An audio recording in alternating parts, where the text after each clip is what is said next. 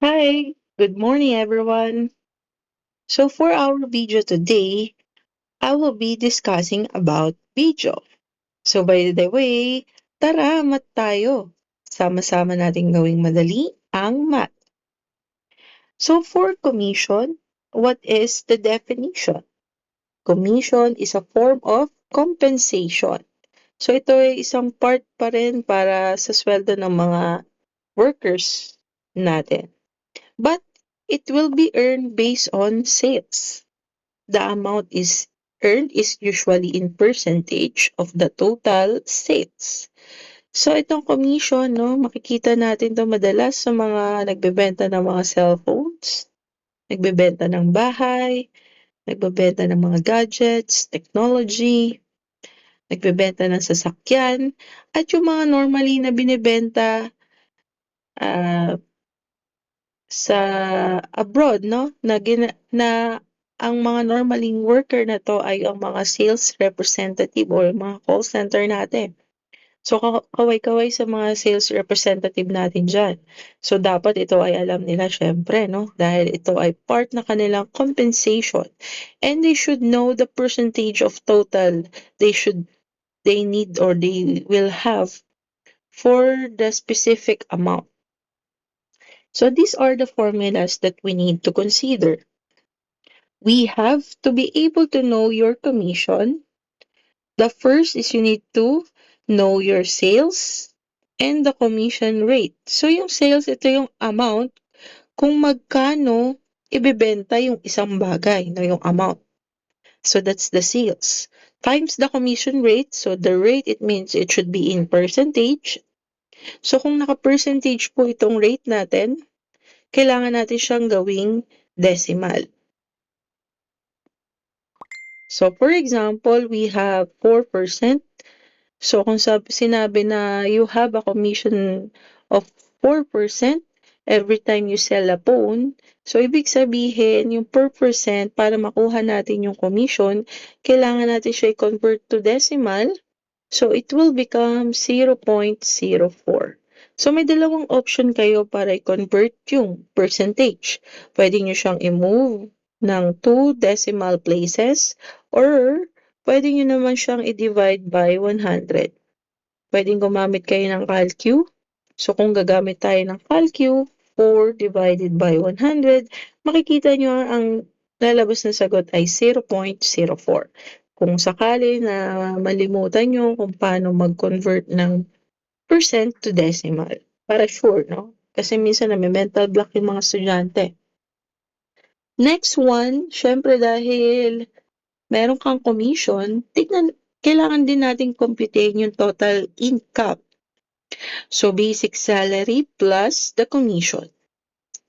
So let's have an example. A clothing store salesperson earns 6% commission on the sales. If she sells worth 75,000, how much is the commission will she earn? So we have percent of 6% commission and the sales, this is the sales yung amount na nabenta niya which is 75. So using the formula, so this is the formula. Yan. Yan, this is the formula. So yung sales natin, nabenta niya. So ang tinatanong dito ay commission. So ayan yung formula. So we have commission equals to sales. So magkano yung sales niya? 75,000 times 6%. So remember, kailangan natin i-convert yung 6% to decimal. So that is equivalent to 0.06. So how much is the commission? So multiply lang natin. 75,000 times 0.06. And we have 4,500. 4,500. So that's it for the commission. Next one. A travel agent received 4% for every tour package sold. If she sell travel package worth 350,000, how much commission will he receive? So that's we have the same formula. So the package worth is 350,000 times 0.04.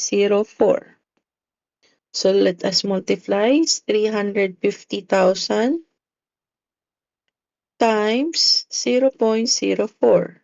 So we have total of 14,000. So every time the travel agent sell a package of worth 350,000, the amount that he or she will receive is equivalent to 14,000. Okay, no kailangan lang sipagan. Next, a gadget salesperson earned 3% on every gadget sold. If she sells the smartphone and accessories worth 950,000, how much commission will she earn? So we have the same process. So we have the amount of sales, we have 950,000 times 3%, 0.03. So 950,000 times 0.03, the answer is 28,500. So what if the salesperson, the sales uh, gadget salesperson has the salary of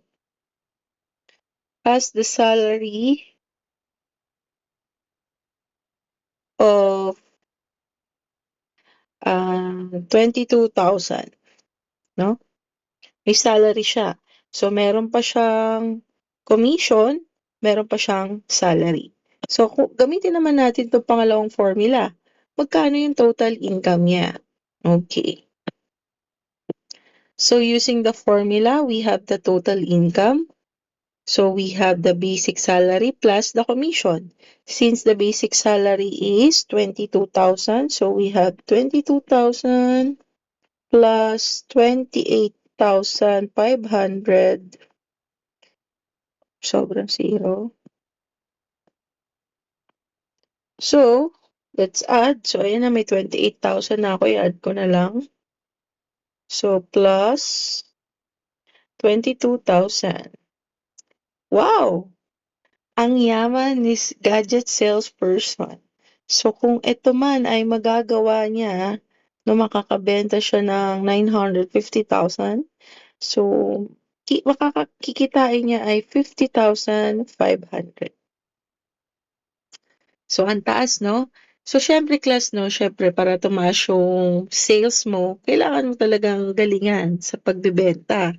At normally, mga ibang company maliban sa sales, kung ikaw ay marami talagang nabenta, nagbibigay pa yan ng mga additional bonuses. Yan, lalo kung ikaw yung pinakamadaming nakabenta for that particular month. Last one, we have the insurance agent receive 5% commission from every insurance policy sold.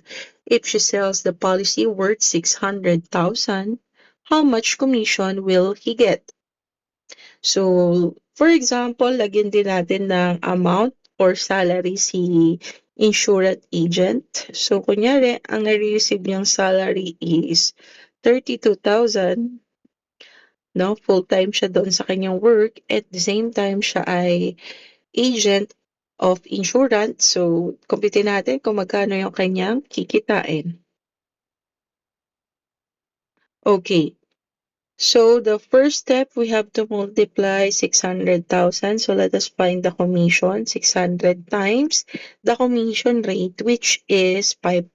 So let us convert it to decimal, 0.05. Okay, ayan, apologies. I have to write this in 600,000. Now 600,000 times 0.05. So the answer is 30,000. Okay, and to be able to get the total income, we have the basic salary, which is 32,000 plus 30,000.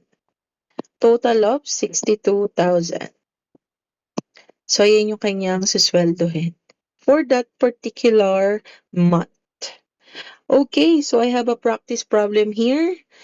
Ayan, so dalawa yung na-ready kong practice problem. A salesperson sold 125,000 worth appliances and received 4% commission. Letter A, how much is the commission did she earn for the month? And letter B, is she if she sold the basic salary of 18,000 per month, how much did she earn in the total for the month? Okay, so solve this and comment in our comment section the correct answer. So I will able to check if you got the correct answer. So that's it. Thank you for watching for this particular video. Remember, tara mat tayo. Sama-sama nating gawing madali ang math. Maraming salamat!